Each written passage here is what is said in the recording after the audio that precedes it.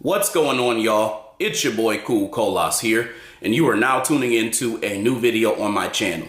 But before we get all into the topic for today, I'd love it if you did a few things. Hit the like button, subscribe button, share button, and bell icon so you get notifications for whenever I come out with new content on this channel. And then when you are finished watching this video, I would love it if you left me a comment below. That way I can get back to whatever it is that you had to say about today's topic.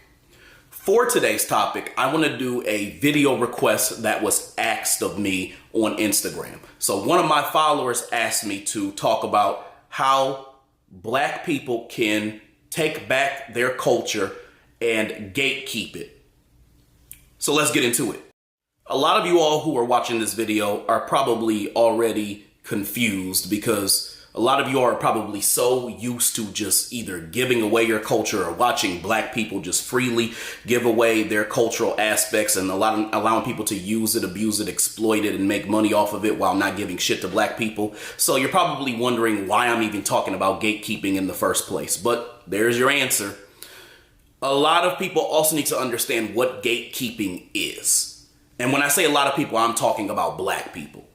Gatekeeping is when you take cultural aspects and you make sure that other people are not colonizing it. So you are basically the upholder and you are the person in control of the thing that you are basically trying to keep away from other people who are trying to steal it. Generally, gatekeeping is done as a result of people doing appropriation all the time and people stealing all the time and also profiting from their theft. And we've seen this tons of times when it comes to Black people and how the dominant society has treated us over the years.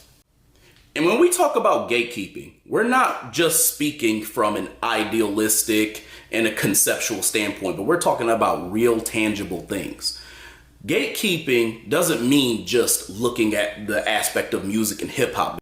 And I'm not just talking about hip hop music because I know that's what a lot of you all will deviate to. I'm also talking about some of the inventions that we've had, the vernacular that we use that other people like to use in their different campaigns and advertisement and TV shows and movies and things like that that was made from our people. I'm talking about the different strides that we made, how we've helped other cultures, how we fought in wars and things like that. I'm talking about the way that we tell history. I'm talking about any type of business that we've created, any type of district or Wall Street that we've created. I mean, like when I say gatekeeping, it is so much more than just looking at the musical aspect and how hip hop has influenced people and how we've let people who are non-Black or white into hip hop culture. But I'm speaking about everything that Black people invent as a whole. So I want to make it clear that this is about something very, very tangible and much wider than what I think people tend to expect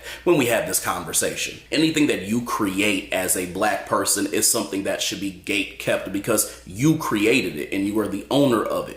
So there should be rules to go with how you control that and what you do with this thing that you create, this masterpiece that you put into the world, this thing that you are going to somewhat share with others. There needs to be rules behind that. And I think Black people have made it such a free thing where we're basically not even abiding by the rules that we're creating, or not even creating rules for the things that we actually put out there into the universe.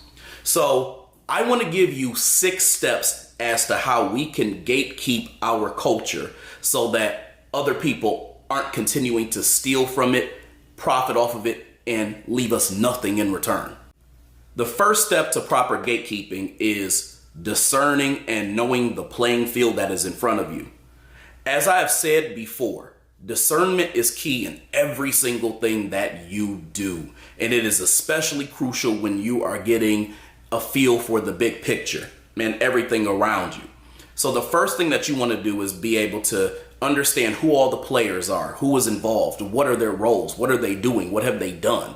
You know, look at every type of person. So look at what is the race of the people who have done this thing or that thing. Like, are they Black? Are they Black American? Are they non-foundational Black Americans? Are they white people? Are they non-Black people such as like Hispanics and such as, well, like white Hispanics? or are they people who are Arabic? Like, what are the races, nationalities, ethnicities of the people who are involved? What have they historically done? What industries or things have they taken? What things have they colonized? What things have they profited off of but then gave black people nothing from? Like, look at the whole playing field. Look at everybody who was involved. So the first step is basically an analysis and observing everybody around you so you understand what role everybody plays. So it's good to get a clear picture of who is who, because a lot of times when different movements are happening and different things are happening, you're not looking at all the people who are involved and profiling them individually to understand what could be happening there and what are trends of things that have happened. So for example, you could have a so-called black organization, right? But then it's actually led by somebody who is white, but it has the heading of being black because of the fact that, black people are like the moniker, the marquee thing that is being advertised there. So think about things like, the NAACP and other organizations like that, where, really it was white created or white led, but then there's black people who are at the center of what it's supposed to be about. So a lot of people, who are poor discerners wouldn't look at who is the person who's at the forefront of controlling this thing. What they're looking at is, who does this seem to be targeted to? And they assume that that is the person who controls it. So think about like BET. Black people don't own BET. Or look at something like, think about some of the foods that we eat. We're known as foundational Black Americans to eat things like fried chicken, collard greens, macaroni and cheese, things like that. But at the same time, if you really look at it, a lot of these restaurants are white owned, but they've stolen black recipes in order for them to create this big old franchise and whatnot. Think about things like Kentucky Fried Chicken. That's a good example of that. You're stealing recipes from other people who are black, and then you're turning an entire business, or you're creating an entire business based off of stealing from people who are black and then profiting off of that. So that's what I mean by we really need to look at like who is all involved, because a lot of times folks turn a blind eye to that because they're like, oh, I don't want to think about the race aspect. Your ass needs to be thinking about the damn race aspect and the cultural aspect and ethnicity as well too, because all of this shit is important. Number 2, understand history and know who to keep away from what you create. So I kind of talked about this a little bit earlier, but understand what happened. Understand how black people got in the situation that they were in. Also understand the accomplishments of black people and know what things we have brought to the table, what things we've created, what things we've innovated ourselves that we don't get the credit for. Know and understand how it got to the point where we didn't get credit for these things and who was responsible for that. When you learn all of these things, you can get a clear picture about what has gone wrong in the past and how a lot of times history, and you can look at this in 2 ways. Either you can look at it as history repeats itself, or history is not really history. It's just the past continuing to happen. So look at it from the standpoint of you need to understand how black people got in the position that they were in, where they feel the need to gatekeep culture in the first place. What has been the issue that has persisted? Think about how black people have invented all of these things that they get no credit for. I mean, we've invented things like the filament for the light bulb. We've invented things such as the cell phone. We had people who invented the little, not the gift, but like the inspiration behind the gift, which is having that little picture that plays over and over again with no sound that you see on the internet. Think about all those different things. Think about like the cars we've, manufactured. Think about, the agricultural engineering that we've done, the biochemistry that we've invented. Think about the ideas of us bringing math and science to other cultures. Think about all these different things, right? And think about how we got to the point of we're not being associated with the things that we've created. As a matter of fact, we've been pictured and we've been portrayed as individuals who are primitive, individuals who are unintelligent, individuals who are violent and barbaric. How did we get to the point where we came from creating and having all these great inventions to now we're looked at as a degenerate race of people, in a degenerate culture of people if you're looking at foundational Black Americans? Number 3, ownership and intellectual property. It's key. You have got to own your own thing. And make sure you're trademarking your own thing, you're patenting your own thing. Make sure that you are having some copyright over your own thing, no matter what it is, whether it's a book, whether it's a TV show, whether it's a movie, whether it's a production studio, whether it is something that you've created, like some type of invention, whether it's a business, maybe you've innovated something and made it better. Make sure that you own whatever you do. Do not do it underneath somebody else, especially if that somebody else is non-black or white. Make sure that you literally take your inventions and you invest in them as much as you possibly can. Save up your money, take your money and pour it into that thing that you are creating. Whether that means advertising it, whether that means trying to, like I said, patent it or copyright it, or trying to make sure that this thing is protected so somebody else does not steal what you have invented. That is the next thing too. And you have to stay true to that as well too. Don't sit there and create things underneath other people so that they can take ownership of that, because a lot of times that's what people will do. They'll be trying to, get trusting with people who they work for, and then they'll create things underneath them, and then it becomes the property of that company. And a lot of times these are white-owned companies who end up doing this. So make sure that you are literally having full ownership over whatever it is that you create. Number 4, like-mindedness and networking. Make sure that you connect with like-minded people. And you have to kind of understand the process here. So you've done the research, you've looked at the history.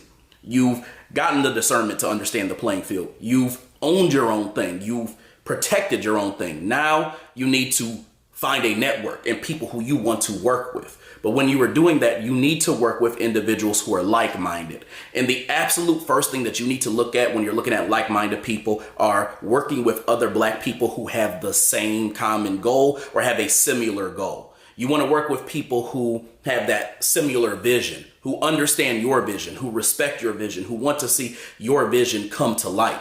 Or if they have a vision, that vision is similar, but the aspect that is similar out of anything is the idea that you want black people to have ownership in this thing, and you don't want anybody else to have any type of control over that thing. And you're going to do everything that is humanly possible to make sure that it does not become a thing where other people who are non-white, who are non-black or white, are taking control of what you've created. So you want to work with people who have this similar mentality. You don't want to work with people who are like, I'm a deep thinker and I'm questioning things. I need to, to consider that everybody can be trustworthy. Everybody can be great. Everybody can be like-minded. It's all about who you vibe with. Don't stay away from Negroes like that.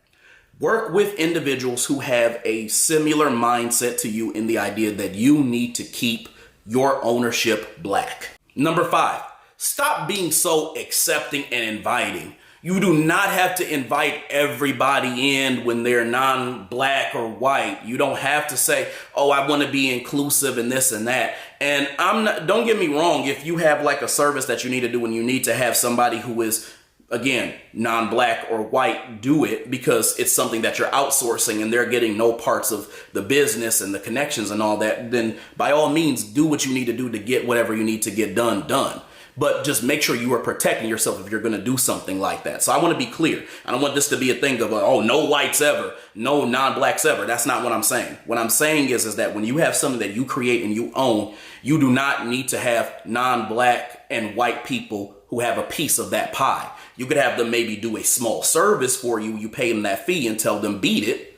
But at the same time, you need to understand that when you create something big like a corporation or that type of thing, you need ownership of it, and you do not need to give non-black people or white people ownership of what you are doing. Because historically, if you look at everything that has happened in the past, you can see the results of that and how a lot of that has alluded to black people not having or getting the credit for the things that they are creating, and ultimately the financial prowess that they deserve for the things that they have created as well too. Other people have taken it because they needed a quick buck or they needed money or they were mismanaging it, and white people knew what to do. So they basically took it up underneath them. Now it's a white-owned company, and now here they are making more money off of the thing that you created from your own genius, from your own intellect, from your own mindset. So you do not need to be so accepting and say, oh, well, everybody should be able to enjoy the thing that I created. That's how we got into the situation we got into. Think about and I'll go to music and hip hop culture for a second. Think about how hip hop culture is a thing where a lot of people blame black people for the music and the things that are put out there, especially if the music is harmful, or especially if the music is bad and it's not something that's productive to society. But ultimately, these are white executives and label owners who actually have these black artists, and they're encouraging them to put all of these things out there in order for them to make money. So understand that they have allowed white people to own the studios and the production teams and things like that have them put this music out there, right? And we don't really see the white people who are behind all of it. We see the black people who are putting out the music and are showing their progress and how empowered they are and how financially wealthy they've become as a means of doing music and doing what they do. And as they continue to propagate these celebrities, but not show you the producers and the people who, have made black culture a thing that they've exploited, then you're going to blame the black person for every single thing that's happening. That's part of what I will call the Ronald McDonald agenda. It's when you basically see a black person at the forefront of something that is created, but then there's always some white person whose name you had never heard of, or some European name that you can't even fucking pronounce, who is actually behind the operations of what has happened, and they make the most money at the top as well too, while taking no blame for any bad things that actually happen. So that black person absorbs every single thing that's going on, like they're the shield for that white person who has produced whatever it is that they've produced. So that's a part of what happens when you let people into that culture. They take it over, they exploit it, they make money off of it, and they basically don't take any blame for it. Number 6, and this is the most important one on this list. Listen to me and listen to me good. You have to call out and cast out coons. You have to call out and you have to cast out coons. I'm pulling the Umar on y'all because y'all really need to hear this shit. I'm gonna say it the third time because you what is this? What does the Negro say? So that you understand, and overstand. You need to call out and cast out coons. And let me explain why this is so important. Because everybody likes to shy away from this because they're like, I don't want to name calling. I don't want to talk badly about people. And I don't think that's productive to black society. I don't want to do that. Stop that bullshit. Y'all do that shit so much and it's annoying as hell. The reason why black people are also in the situation that they're in is because there was some Sambo who sold black people out. Any major black movement that you can think of failed, if it did even have some success, because there was a Sambo who done fucked it up. You gotta call these people out, and they have a certain behavior and a certain way that they act, and you'll know it when you see it. You just have to have the bravery to call it out and be cool with people not liking the fact that you called them out for what they're doing in their behavior and it being erratic and out of pocket. So let's talk about some of the things that these open Sambos will do.